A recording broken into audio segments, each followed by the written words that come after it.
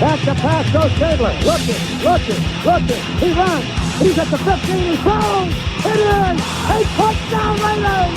Touchdown Raiders. When you have great coaches, then after you have great coaches, you get great players. You have a great organization, and you tell them one thing: just win, baby. Get fired up. I ain't playing. I'm telling you, get fired up. Stand up. Get out of that chair, moron. It's time for the Degos. That's right, Murph and Sonny from the Dago Dungeon. You got it right here, live.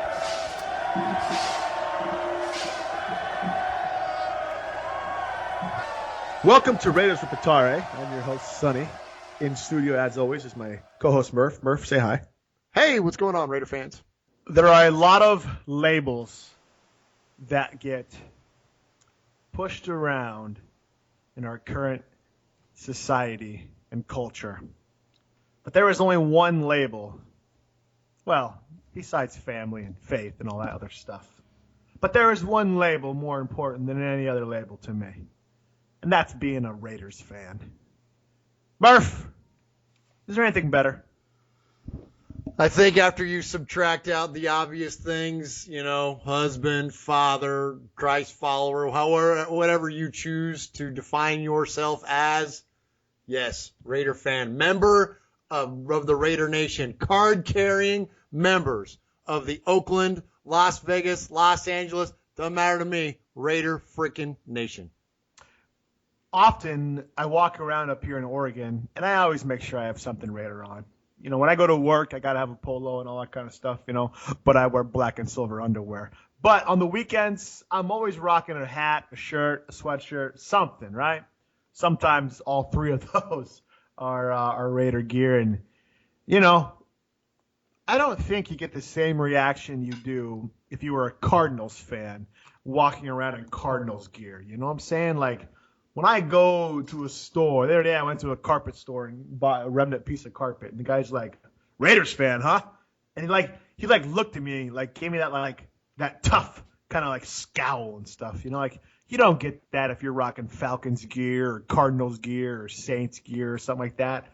It's only with Raider gear. It's almost as if everybody wants the Raiders to be successful and secretly cheers for them, because essentially they represent the rebel in all of us. They represent that aspect of a person saying F you to the boss, F you to unrealistic expectations of you. There's a certain part of being a Raider that requires you to be a rebel, and you can live that out however you want. But when I put on the hat, when I put on the jacket, when I put on the hoodie, it just symbolizes so much more to me. Am I just cuckoo or what? Yes, but I think we all are, but that's okay. Cuckoo for Raider Puffs. Yeah, because I think we all are to a certain extent. I think that I can only speak for us, okay? But I have a sneaking suspicion that the stories are similar across the board. And hit us up on Twitter, guys, and let us know what your upbringing was into the Raider Nation. But, I think a couple of things is that, one, being a fan, and this goes for any sport, but in particular with our Raiders, it's passed down generation to generation. You mentioned it last show about how, we heard these stories about the Raiders of the 70s from our fathers. I was born in 73, so I was kind of on the bottom end of the Raiders of the 70s and really don't remember them, frankly, but I do remember vividly the first football game that I ever watched and retained. Well, there's two of them actually. One was the Super Bowl against the Eagles. I remember Kenny King and I remember Rod Martin, and I remember those images and those things exclusively. But I also remember the game against the Cardiac Kids against the Browns and Brian Sipe and the Raiders picking off the pass in the end zone when the Browns should have kicked the field goal, and instead they threw a pass. Raiders picked it off and of course won the AFC Championship game. So I have these visions in my head as a kid of seeing these things, and those. The reason those things meant something back then when I was a little boy was that they meant something to the most influential adults in my life, which were my father, my uncles, including your father, like the heroes of my world.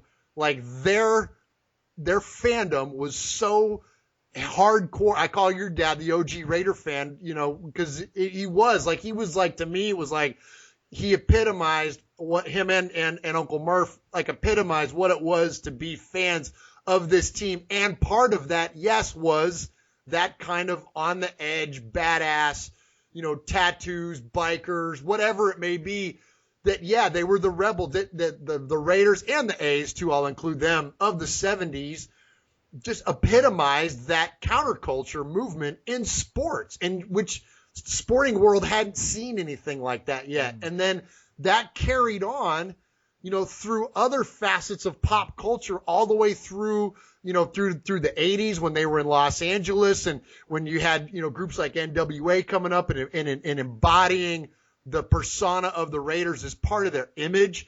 And it just carried that on, and it's multicultural, it's multinational, it knows no race, it knows no creed. It's just Raider Nation, man, and it's plugged into us at such an early age that, yeah, man, I guess if you grew up, in the shadows of Lambeau Field, I'm sure those people have the same kind of stories, but it's not. But the way that persona or that reputation that goes along with the Raiders, coupled with the passion of the fan base and how we're brought up in it, I don't know if anything else equates to it. At least nothing that I've ever experienced. Does it piss you off when people look at it from a small scale perspective? Meaning that if they do this, I'm done. They need to fire this guy after week 2. They need to get rid of Carr. He's a bust. If they move cities, I'm done being a fan. To me, how could you ever say that? I couldn't say that. I was cleaning out my garage today. I'm setting up a little man cave area in here and stuff, and came across the picture of my dad in overalls flipping off, Mile High Stadium way back when. And like you said, it's just been ingrained in us for life. You don't have a choice. You're just a Raiders fan. And it's so much more to me than that. Whenever I put on a piece of gear, I'm reminded of my father. I'm reminded of stories when I was young. It's just such a part of my life. It's bigger than a city. It's bigger than wins or losses. It's bigger than Super Bowl trophies. It's just a way I live my life to where every job I've ever had, every relationship I've ever had, it's almost not like defined it and ruined it, but people knew I lived it out. And I wish I lived out my faith the same way I live out being a Raider, because I'd probably be a little more effective, I guess. But it makes me mad, the back and forth. And I get it. I get the fact Oakland fans don't want the Raiders to move to Vegas. And maybe because I've been away from the Bay for so long, it's irrelevant to me where they play. I'm still going to go try to see them once a year. And to be quite honest, going to Vegas would be sweet. Going to Oakland, definitely memorable. This year I'm going to the game. I'm going to bring some of my dad's ashes and spread them around. Oakland definitely has that mystique. But being so far removed from them, I only see them once a year, so it doesn't really personally affect maybe my brand or my business or potential profits I may gain from being a quote-unquote city fan. And so it pisses me off, though, Josh, Murph, to see the backbiting within the nation, right? Abraham Lincoln said, a nation will fall not from outside forces but from inside forces and stuff. And we are supposed to be the best fans on earth, the most loyalist fans, the rebels, whatever you want to call it. We got to stop the bickering, man. It just needs to end. Sorry. I don't know. That's what I've been thinking today. Well, I agree with you. I think a couple things is that one, first, I'll tell you, what pisses me off as a fan more than anything is other teams, especially other players, shouting out blank, blank nation. I'll never forget when Stanford Ridiculous. Roush went to the Chiefs and he was like, something on Twitter, he was like, Chiefs Nation. And I'm like, what the heck is the matter with you? I'm like, no, and I'm glad now it's like Chiefs Kingdom, and the Niners are the home of the faithful, and the Seahawks are the 12s, and they all are adopting their own monikers. I'm glad, because I can't stand it when somebody says, "Oh, Steeler Nation." No, there is no Steeler Nation. There's Raider Nation. We started that. It's that. Don't pick something else. You know what I mean? Don't pick Raider. Don't pick anything Nation. That bugs the crap out of me. But anyways, that's a side note. I think what you're inferring to, and I think that over the past week, we've seen some of this stuff really start to show up on social media. And listen, it's been going on for a long time, but I think it's really starting to rear up that now that, Vegas has approved this $750 million hotel tax, and it's really things are starting to fall in place, unlike they ever have in Oakland. Well, but Ronnie Lott now they're up, and things are moving on both sides. Well, but it just seems like because of all that, because Vegas approved the $750 million, well, not approved it, but it's been moving forward, and now Ronnie Lott's, out in the open in the mix. It's getting heated, if you will. Well, and yes, and so it's because of that starting to gear up, because the talks are starting to come to a head. That yes, now you're starting to see this division a little bit between the fans. And yeah, I'm with you, man. It's easy for me to say because I don't live in the Bay Area anymore. So it's just like you. I saw the Raiders last week. I'm gonna see them once a year. You and I, not long ago, actually it's been 6 years ago now, kind of made a commitment that we're going to see a Raider game every year. Unfortunately, it's not going to be together this year. But we're going to see a Raider game every single year. So, whether they're in Oakland or Juneau, Alaska, doesn't matter to me. I'm going to see them. So, but as a fan of the Bay Area, and if I still lived in San Jose, I might feel different. And I'm trying to think back. The only thing I can try to compare this to, this division and this city fan versus, kind of the rest of us, is what I felt like when the Raiders left the first time. And it's kind of tough because I was a kid. I was 12 years old or whatever when they left the first time. And so growing up a Raider fan and being, this was before Los Angeles ever happened. This was before any thought of the Raiders playing anywhere outside of the city of Oakland was ever a thought. So when the prospect came up of them going to Los Angeles, it was a big deal to our family, because we don't like Los Angeles. Now, I'm not knocking any of our Los Angeles fans that are listening, but let's not pretend there's not a rivalry, okay? There's a rivalry between Northern and Southern California. Big time. There's a rivalry between the Giants and the Dodgers, or even the A's and the Dodgers to a lesser extent. There's a rivalry between the Niners and the Rams. There's a rivalry between the Warriors and the Lakers. There's a rivalry between the Raiders and the Chargers. It's there, okay? It's there. Some people say we don't like them and they don't know we exist. However you fall on as far as the equation goes, the end of it, there's a rivalry. So when the Raiders, the thought of them going to Los Angeles, it pissed off all of those OG Raider fans that we were talking about. And some of those people started looking other directions as far as teams and players to root for. There's a young Italian quarterback that came up around that time named Dan Marino, that a lot of those people that were influencers in our family became fans of Marino. And I, in turn, as a kid, became a fan of Marino. And then the Dolphins played the dang Niners in the Super Bowl, who we hate. So that was an easy thing for me to pick up on as a kid. And I went from being a Raider fan to kind of being I was a Dolphin fan. And it's not that I stopped liking the Raiders or stopped rooting for them, but they weren't our team anymore. Well, so then you go on through your fandom, and I always, of course, followed them and kept up with them, but then they came back. And then when they came back, it was like, whoa, it was like something clicked in me, man. Something lit up. And my fandom has never gone backwards since. It's only been this snowball that's only gotten greater and greater and greater as I've gotten older.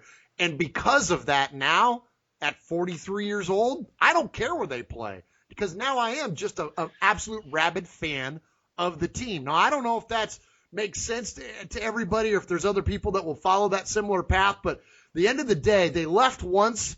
So now it's like we've already kind of been tainted. Like, we've already felt that. We've already been through it. You've already been through it. And then in the meantime, we picked up the entire rest of the state as a fan base. Because look, the honeymoon's on for Los Angeles right now for the Rams. But, man, back in the day when neither one of them used to sell out, When both of them, when the Rams nor the Raiders could draw, it was still the Raiders' town, right? Yeah. Los Angeles was still the Raiders' town. I'd say it still is over the Rams. There's probably still more Raiders fans down there, don't you think? From the looks of it, who knows, but just from the feel you get from social media and things like that. Yeah, I know just from the folks that pay attention to us on social media that follow the Degos. We have a lot of people in Los Angeles. When our listenership comes up, we get Southern California people are in all over the place. So yeah, there's tons of fans down there. Absolutely. So the Raiders have become much bigger than the city of Oakland. No doubt. There's no doubt. And so, yes, are we getting to a point where do we want them to play in Oakland? Sure. Yes. If 100% I want them to play there. Yes. So, but should we be divisive amongst the fan base if they don't? No. No. Heck no. What's the matter with you people? No. Quit it. Knock it off. Yeah. Knock it off. And, it's going to be said, well, you don't live here, so you don't know. And to a certain degree, yeah, you're correct, man. You're correct. But what I do know is that if we are the greatest fans, doesn't matter where they play, you're going to follow them through thick and thin. Moving on, though, Murph, we could debate this all night long, and it's been beaten with a bloody stick, so I don't want to spend too much time on it. I think it seems, at least in my life, I've always been looking for the Raiders to get back to what I always heard they were in the 70s, which was that bully, intimidating, we're going to beat the crap out of you, we're not trading jerseys after the game kind of mentality with the Tatums and the Villapianos and all those dudes. Baltimore has that, and they've had that for several years. I think you automatically get that when the lead star of your team is involved in a double murder. Oh, never mind. Allegedly. It was allegedly. But the Ravens have had that swagger now for several years. I mean, what are we going on probably a decade where the Ravens have just been known for that tough defense? Dude, I would argue more like almost 2 decades. Since 2000, right? Well, think about when Terry Saragusa broke Rich Gannon's shoulder and kept us from going to the Super Bowl the first time. That's I true. mean, yeah, man, absolutely. That was 01, right? Yeah, 2000 or 2001, yeah, something like that. And then they won and they won the Super Bowl against the Giants in 2000, right? So I mean, yeah. I mean, absolutely. No, I'll never forget, living in Middle Tennessee, back then there was a huge rivalry between the Ravens and the Titans. And in fact, if I remember right, the Ravens were the first team to beat the Titans at then Adelphia Stadium. Like the Titans. Well, yeah, right. But they won, the Titans won I forget how many, 17 straight home games or something like that. And then the Ravens were the first one to beat them. But I remember the rivalry was so good. And between, McNair and George on the offensive side of the ball going up against, I think it was before Ed Reed, but it was Ray and those guys. And there was one play in particular where I remember just thinking that this is one of the fiercest players I've ever seen on defense. He came up on a swing pass and George started up field. And Ray comes over and hits him and rips the ball out of his hands. Eddie George is not a small man. Eddie George is a big, strong man. And Ray Lewis goes up there and rips the ball out of his hand. And, while doing that, rips his heart out of his chest and an entire Titan fan base. And it was a collective, oh my gosh, it's on. These dudes are not playing. The Ravens were insane back then. So yes, I would say it's probably more like a 17, 18-year thing. And yeah, they're rock stars, man, on defense. They're studs. Absolutely. It still are. I mean, C.J. Mosley and those guys have kind of stepped right in and picked up those mantles right where those guys have left off. And it's interesting because we're starting to get our swagger back. I think winning 2, road games, that's pretty impressive. I don't think you can say it was fluky. People are going to say, well, it was the Saints and then it was the Titans and those teams aren't really good and yada, yada, yada. But Del Rio had the best quote. He said, look, a win is a win. In this league, in the NFL, a win is a win no matter what. So it doesn't matter if they're the worst team in the league or the best team in the league. A win is a win. So the Raiders are starting to get that swagger back a little bit.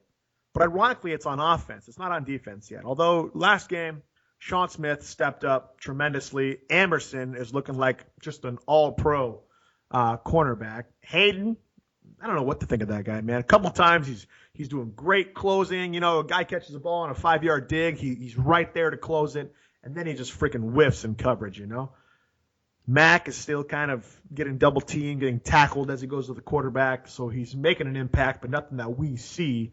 Edwards comes back, I think, November 6th against the Broncos. So the defense is getting there. Did you notice they put James in at linebacker and then Joseph, and they were leading tacklers of the game? So it's getting there, but really it's the offense that's the swagger right now. Second, I think, in the league overall as far as yards go. Second in turnover differential. Let's see, where else are they at here? 8th in total touchdowns. 3rd in rushing touchdowns. I mean, they're putting it on teams. 9th in total points. It's the offense that's slowly getting the swagger back, but yet the Ravens, they have, I think, one of the top defenses in the league at this point. I think they're number 2 overall as far as yards go. Yeah, they've also played 6th in points. And they've also played some chumps, though, too. I mean, if you look they played Jacksonville, they played Cleveland, they played Buffalo. All right. So, I mean, come on now. But still, a win's a win. I know, and you're only – yeah, I know, and your record says what you are, and you can't control your schedule, blah, blah, blah. Yeah, okay. They're 3-0 against a pretty crappy team. So, you know, we'll see what happens. And I'm not saying the Raiders are not a crappy team yet. We don't know. I think they're better than a crappy team. Now, are they good enough to go into Baltimore and beat the Ravens? I'm probably taking the conversation off the rails here, but I'll let you finish. Go ahead. That's exactly what I was saying. If we go in and beat Baltimore, is this our first statement game? Or have we already had our statement game, the 2-point conversion and stuff? Or is this the statement game that we went into Baltimore, beat a 3-0 team whose defense was the top of the league, and does this put us on the map officially? Like right now, we're still kind of like, you know, like when you're waiting for a video game to come out and you hear all the rumors, it's kind of vaporware is what they call it. I think right now the Raiders are still vaporware. They're 2-1. Yeah. They could be 0-3. You know, but Titans game was pretty good, so they could be 1-2. But they're 2-1. If we beat the Ravens, I think we're legit because their defense has always been good. They have good coaching. Flacco's been decently, you know, he's been playing good. Are we legit if we beat the Ravens? Is this the time where we can start to say, yeah, we can win the division, we can compete with the Broncos, or is that too premature still? Okay. Well, I'll get to that. First off, I want to address something about the swagger of the team. That you're right. The swagger is absolutely starting to come in on offense. That's the heart of this team. That's the identity of this team. It's AC/DC, man. That's it. Yes, Khalil Mack does his thing and all that, but he hasn't had the numbers to support that high level of impact on the field yet. I know he's getting pressures and all that kind of stuff, and the numbers will come. But when you think about the face of this organization, it's Derek Carr, it's Amari Cooper, it's, you know, even Michael Crabtree and becoming the running backs to a certain extent. It's quietly and underrated the offensive line, which we talked about last week. They're the real stars of this offense. But anyways, but defensively, I was encouraged this year when we drafted Carl Joseph with the first pick. I was discouraged in the first round. I was discouraged that he hadn't gotten any playing time. Yep. But I was encouraged that when they finally did put him in there, he got 6 tackles, as Corey James did, as you mentioned, going in there for Heaney. So that was nice to see him have some production. And the reason I liked it when they drafted him to begin with is that he's a banger, dude. Like, he's a guy that will give us some identity on defense. Like, you know, he's undersized. Kind of reminds me of like a Bob Sanders. Remember him? Who used to play for the Colts? Yeah. Colts. Somebody like that kind of flies around, like, you know. Lays the lumber. He's a lumber, man. Like that. That's how you get an identity on defense, is you start bringing it. You know what I mean? You start laying some people out. You start picking some, you know, creating some separation as the ball's getting there to the receiver. That's how you start building an identity on defense. And I think that we're starting to see that when you know a big guy like Sean Smith, you know, a hitter like Joseph, like we're starting to see that come around. And still Bruce Irvin, he to me has been the most impressive player on the defense to date. Like, that guy is all over the place. You know, I got the good fortune to go see him live last week, to see him play at Tennessee. And, when you watch it on TV, you kind of lose track of people at times because the camera's moving around. And there was a few series where I was just watching 51 and 52 the whole time. I just wanted to see those guys. And sure enough, man, Bruce Irvin's a lot more active. He's the most active player on the field right now. That guy, yeah, he did kind of get himself out of position a couple of times, over pursuing. But, if that's the mistake you're making is that you're going too hard, then all right. You know what I mean? Like if you want to see a guy make a mistake, like that's the kind of mistake you want to see him make, right? Mm-hmm. Not getting blown out of the play, not getting pushed off the line of scrimmage, Rolando McClain, getting pushed into the third row. You know what I mean? So that's it. So I agree with you that and I think that we're getting back to that a little bit of defensive swagger that they desperately need. So hopefully that continues to build. So then to answer your question about, is this a signature win on the season? I absolutely think that it is, but maybe not for the reasons that the rest of the world would be obvious. Okay. When was the last time? And I don't expect you to know this off the top of your head. Maybe if you want to look it up, I don't even know what it is, but I know it's been a long, long time since the Raiders traveled to the East Coast and beat a team in the Eastern time zone. Now, I know we won in London, so people were at one point were claiming that was a home, or was it December 6th, 2009. That's why it's going to be a signature game. If the Raiders can beat a team in their crib in the Eastern time zone, now we're doing something new. Now we're doing something a Raider team hadn't done in a very, very long time. Who was the quarterback? Let's see, 2009. I'm going to go Bruce Gradkowski. Ding, ding, winner, chicken dinner. Did you look at Google for that? I did not. I promise you, no. Was it? Well, and let me guess. Was it Pittsburgh? Okay, now you looked at Google. No, I didn't. I remember that game. Pittsburgh. Gradkowski. I'm pretty sure I remember that game. I'm not pretty sure. 308 passing yards. Yep. Yeah, I remember that game vividly. Yeah, that was he threw up a prayer to Lewis Murphy, I think, at the end there to convert like a 40-yard first down or something crazy like that. And then that was a big Zach Miller game. We were talking about Zach Miller last week. That was when Zach Miller was balling out. Like he probably had a bunch of the yards in that game. But yeah, so I mean we lose in Tampa, we lose in Miami, we lose. All these, obviously we lose in New England. We lose all these East Coast games. So if they could go in and play a pretty good Baltimore team, regardless of why they're 3-0, they're 3-0.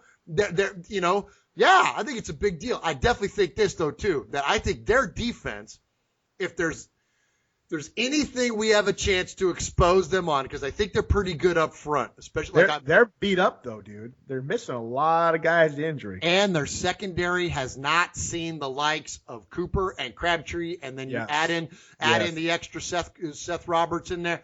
They haven't seen a 1-2 punch like that, or a 1-2, and they haven't seen a quarterback. They've played the Bills, Cleveland, and the Jacksonville Jaguars. Bortles is decent. But they haven't seen a guy of Carr's caliber yet. No, and nor the wide receiver core to go along with it. We talk about Bill's got Sammy Watkins. Yeah, they talk about a guy. Well, sure. Yeah, but not like 2 or 3 deep. That's what I'm saying. Crabtree, Cooper alone. Yeah, that's what I mean. So just a duo like that, where you don't just have to worry about one guy. You got to worry about 2 guys, or now even 3 guys. If Seth Roberts could catch the frickin' ball. Oh my gosh, he's killing. Hey, he had the nice play though. He had the play on the end where he caught it, turned it upfield, and wasn't worried about ball security, but he just took it to the end zone. Yeah, I know, right? Got that thing flailing out there. But dude, oh my gosh, he's killing me with the drops. All of these guys are killing me with the drops, killing all of us. I mean, knock it off, man. Help out your quarterback, and it's always in like a crucial, like a third down conversion. You know what I mean? Of course. It's never, it's always like to get us in field goal range or something. Never 2nd and 3. Yeah, exactly. How much does Dennis Pita play into the Raiders' secondary or linebacker issues? It seemed like this last game they were a little better at covering the middle of the field. Like I say, I think Hayden sometimes seems to be, he's a nickel, so he's coming in covering the tight ends a lot. It seems like, or the nickel receiver, but it seemed to get a little better. Titans. It was a weird game. Did you think it was a weird game? You were there live. It seemed like the first half, Raiders we're going full throttle. Second half, they we're playing patty cake. Titans almost caught back up, and then Raiders came out at the end there. But it was a weird game. What were your thoughts? You were there live. Yeah, so first off, you asked about the tight end, covering the tight end position. I think that we're vulnerable there. I still think we are. Did we improve this last week? Yeah, and I'll give you the reason why. You ready? Philip Supernaw. Everybody just went, huh? And yeah, exactly. That's who your starting tight end was. Jay Samaro, Philip Supernaw.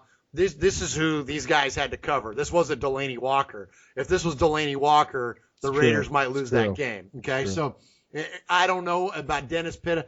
He's not the vertical threat that a guy like Walker is, or a Jared Cook, or obviously a Gronk. He's not like that kind of a player. But he's a big body. He's a veteran. He's a big body. Got to get open. Yes, yes. So he's going to be all they can deal with, but I don't think it's going to be too much. So I think we're good there. And then to go back about the game, about the pacing of the game. Yeah, I thought it was really unique. Something that really bothered me as a Raider fan. The most concerning thing to me about everything. Yeah, the drops were a concern. Some of the penalties were a concern. Obviously there's a lot of things a fan you get concerned about, but the biggest thing for me was their inability to put them away. It was like they didn't have that killer instinct to put the freaking Titans away. And I don't care who you're playing in the NFL. If you let them hang around, what did we say last week? And have anybody a chance can to win, in the man. fourth Anybody quarter, can win. Anybody can win. And it came down to a questionable pass interference call, and I mean questionable at best. Thankfully, the Raiders were on the right side, or they were on the right side of the call for their purposes. But sure, you know what I mean? I mean, it could have been called pass interference very, very easily. So, and there was quite a few calls that really didn't go the Titans' way in that game that you could argue made a difference in it. But anyways, but that said, it should have never got to that point. Like, how many times did the Raiders have a chance to put these guys away, and they never did it? They weren't not converting those third downs, not turning those things into points. It's a big deal, and they're too good offensively to not get that stuff done. They're too good to against a Titans defense, frankly, that also isn't very good. I mean, McCourty played better. Parrish Cox is still Parrish Cox. Their safeties, I noticed, they were starting, like young guys. The Titans they were going away from the veteran players, and they seemed to have a little more success with the younger safeties coming in, a little more, seemed to be able to cover a little bit more ground out there. But yeah, it was funky pacing, man. Just never felt like it got put away. And I'll tell you, especially after halftime, coming back, the place was like half full. Now, people were all in the concourses that they hadn't left the stadium yet, but nobody was in their seats. Like, people were gone, and it was quiet. Like, it was not, people were, playing on their phones and talking to each other and what. People, the Titans fan, the crowd was out of the game, and the Raiders had a chance. I think it was 17-3 at that point, or whatever it was. If they'd have come out and hung another score or two on the Titans, that would have been it, because it would have deflated. Not only because you could just feel it. It's crazy how football is. Did you hear the third quarter when the Raider chant busted out? And it was like there was a home game. I was that slow Raiders. I mean, you could hear it over TV, dude. It was nuts. I'm curious if you could hear it over TV. Yeah. And it was loud. And I tried recording it a couple of times when it really flared up. I was trying to record it, and you can't on a phone. It was hard for me to pull the sound. The Raiders, the big contingent of Raider fans were in the lower bowl behind the Raider bench, and I was in the club level on the Titans side of the field. So where I was at was all the big time season ticket holders and stuff. And on the other side of the field, which was in the sun, that's where all the Raider fans were. And dude, it was hot. It was the hottest football game I've ever been to in my life. We were dying out there. But thankfully we're in the shade on the side I'm in, and they're in the sun on that side, which is probably why a lot of people sold their tickets, because it was freaking stupid hot. But anyways, that's where all the Raider fans were. So when they were chanting, it was coming across the field all the way over to my side. And when I was recording it, I couldn't get it. It wasn't real clear. Wasn't a lot of clarity there as far as hearing the chant. But yeah, it was audible. It was no doubt what everybody was chanting. And it was funny because, just like I said, I can't stand it when people steal the Nation moniker and try to attach it to their name. Also, a lot of the Titans fans started going, Titans. And I'm like, Freaking idiots. stupid. It doesn't play. And it didn't caught on, and I'm thankful it didn't caught on for the handful of drunk idiots that were trying to get it going. It didn't catch because it was stupid. But yes, but the place was deflated, and then slowly people started coming back. The place started getting louder, and as the team continued to play better, the crowd it feeds off each other. You know how it is in an NFL game. Of course. And it's a cool vibe in an NFL game, how the crowd and the teams feed off each other. It's amazing. It's one of the coolest dynamics in sports. Well, the Raiders had a chance to put all that to bed, but they didn't. And so I think that that's important for this team going forward, is when you got a chance to put a team away, you got to execute. Like, that's the time to execute. Like, I'm thankful they won. I'm glad they won. Jack said it, get in, get out. You know, it's a road win. We'll take them any way we can get it. Yes, yes, yes. I agree with all that. But when you got a team down that much, when you got them down 14 points, whatever it is, and you got a chance to put your foot on their throat for the last time, you got to take them out, man. You got to have that killer instinct. I just didn't see that out of the Raider offense, nor the defense, frankly. Letting them freaking march down and getting into those positions to where they could, score touchdowns. So I don't know, but yeah, it was good. It was fun. I'll say one more thing about going to the game. We travel well, and I think a lot of us know that our Raiders travel well. Mm-hmm. And so there was a big contingent of Raider fans in Nashville, and props to the Titans fans, man. They're great. They're great. We talked even a couple shows ago about, wearing competitive gear or wearing another team's gear to a home stadium.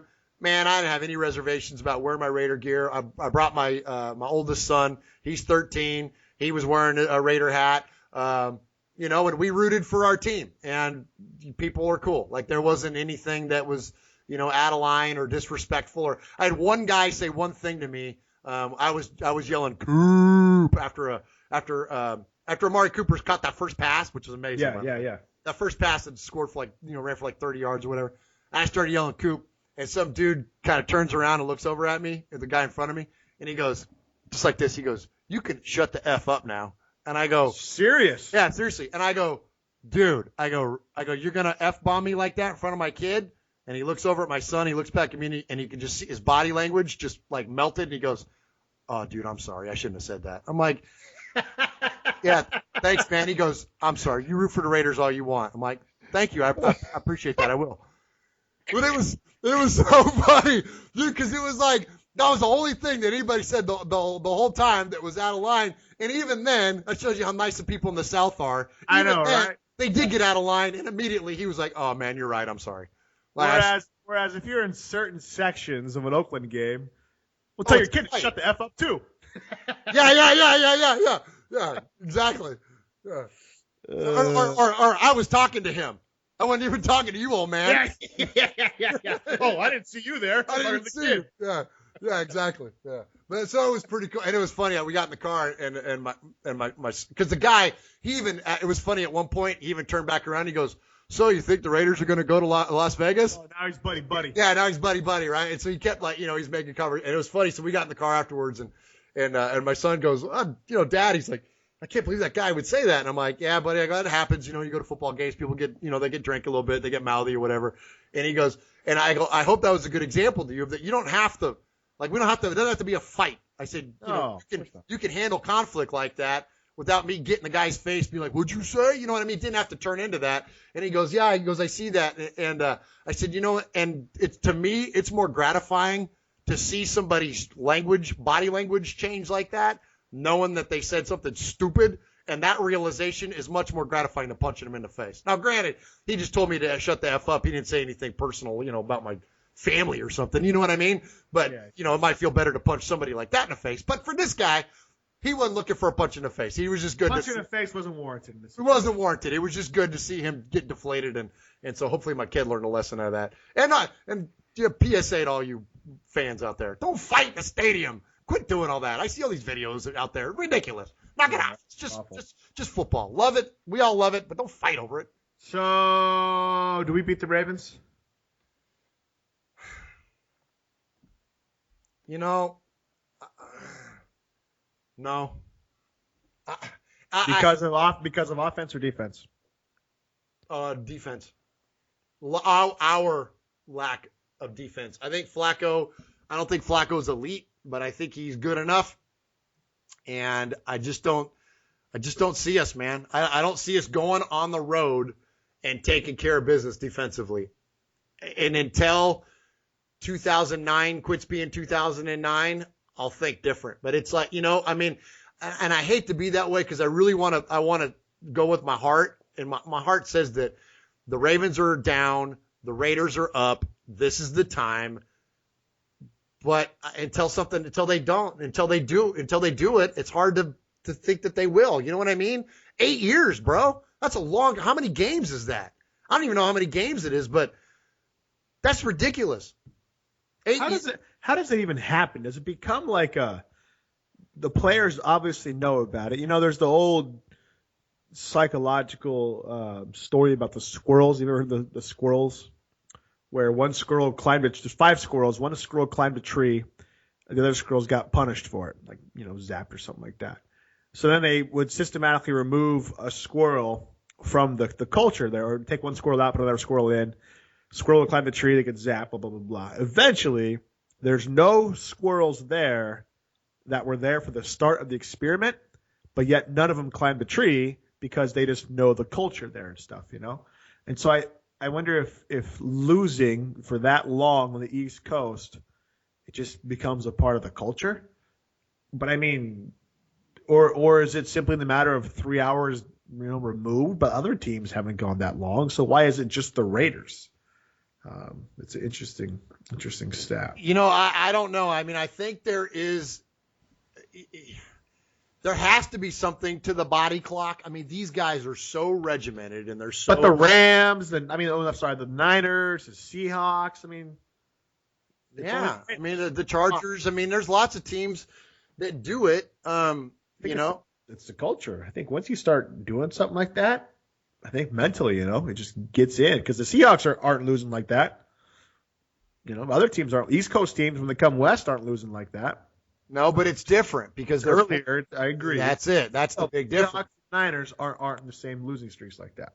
No, and so yeah. So is there something to it? Yes. Is it as big of a deal as maybe what some think? No, I don't think so. These guys are, even though their body clocks may be off, and yes, they're not into their their full swing and their routine as they normally would be. Is that 1 hour difference between going to Central Time Zone to play the Titans versus the East Time Zone to play the Ravens? Is that 1 hour difference that big of it? Because it was an early game. It was a noon start here in Nashville, so that's 10 a.m. West Coast time. So is the difference between 9 a.m. and 10 a.m. that much that your team is at a disadvantage?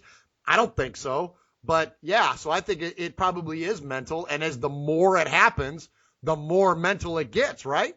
And so even though it wasn't these players, they're aware. And you betcha, going into this game, guess what's going to be the talk? Yep. You know what I mean? You know that CBS is going to have some stat line that's going to say the last time the Raiders won on the West or the East Coast was this, and they're talking about it in their production meetings. That's what I'm saying. It's the culture. It's the culture. I haven't seen any of the press conferences yet. I don't know if they probably haven't done. I don't know what. No, they've done it. There was an article when you asked earlier. I typed it up. It was an article written yesterday about it. Oh, okay. All right, there you go. So they're talking. So Del Rio's aware of it, and if Del Rio's aware of it, they're all aware of it. So. Yeah, man, I think it would be a huge deal. I think it would be – let me just say this. Do I think they can win? Yes. Do I expect them to win? No. I expected them to beat the Titans. But I don't expect them to beat the Ravens. And I don't think – yes, it's an AFC opponent, but it's not a divisional game. So it's not – you're going 2-2, losing one game in a conference. It's not the end of the world. But it sure would be a nice win. I mean, going to 3-1 and then getting that monkey off your back – that's a big deal.